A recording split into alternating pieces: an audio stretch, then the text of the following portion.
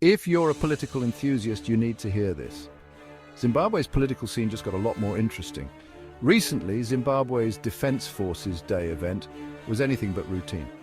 Vice President Constantino Chiwenga and Zanu PF spokesperson Christopher Mutsvangwa are at the center of a brewing political storm. The tension hit a high note when Chiwenga bypassed Mutsvangwa to greet his wife, sparking rumors of a rift. Mutsvangwa downplayed the incident, but political analysts aren't buying it.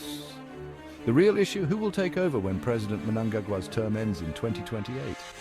Mutsvangwa wants a democratic election. Chiwenga, however, seems to have other plans. The stakes are high, and the future of Zimbabwe's leadership hangs in the balance. With both men wielding significant power, this conflict is far from over.